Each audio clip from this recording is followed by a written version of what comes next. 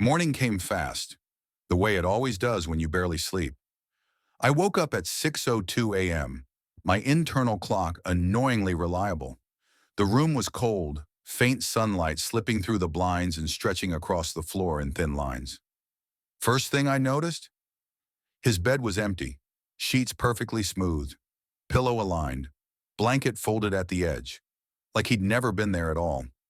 For a second, I questioned if I'd imagined him. The midnight arrival, the trembling hands, the hushed apology, but the faint warmth still lingering in the sheets said he'd been here. Not long ago, but long enough. Did he leave before sunrise every day? Where the hell was he going? I sat up and looked around more carefully. His desk lamp was off. His books were stacked exactly the same as he left them. No new clutter, no toothbrush near the sink, no hoodie left behind. It felt like he was never fully here. I moved to the window and saw people walking to early classes, laughing, eating bagels, yawning dramatically. Normal person behavior.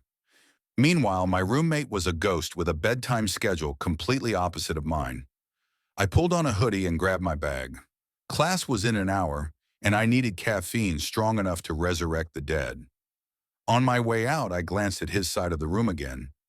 Something was carved into the side of his wooden desk, small and faint, a tiny crescent moon. Interesting. The student lounge, 7:30 a.m. The coffee machine smelled like burnt dreams, but it was college. Expectations were low. I filled my cup and scanned the room out of habit. I made mental notes the way some people breathed. A girl sleeping on her laptop, a guy balancing a donut on his textbook, two whispering aggressively about their schedule. No sign of my mysterious roommate.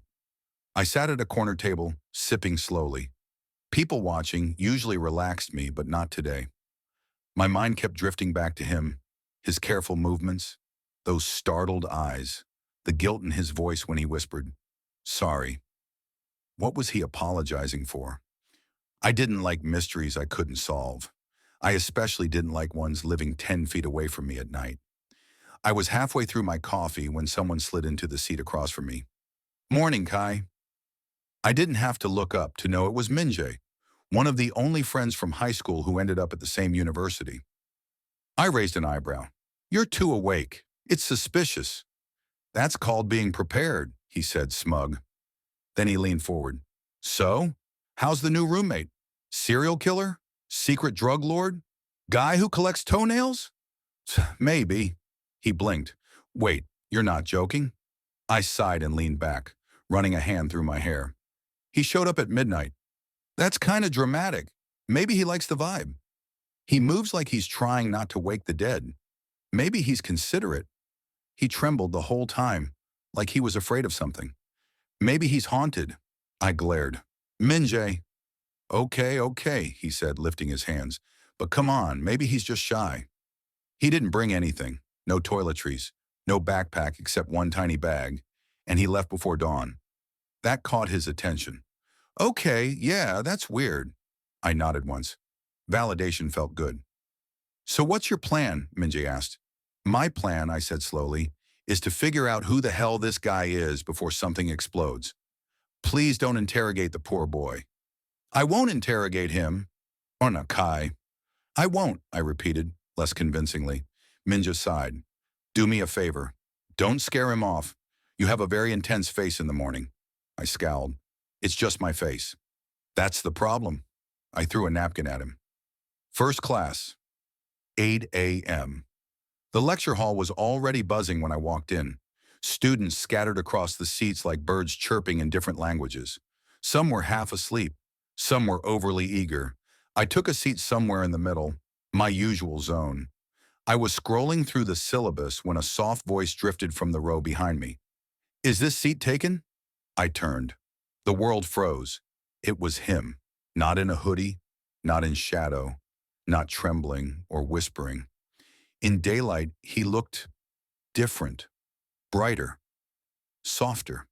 He wore glasses, thin frames that made his eyes look impossibly large. His hair was slightly tousled, like he'd run his hands through it. He held a notebook to his chest, and he looked right at me except He didn't seem to recognize me at all. I blinked. Um, no. Go ahead.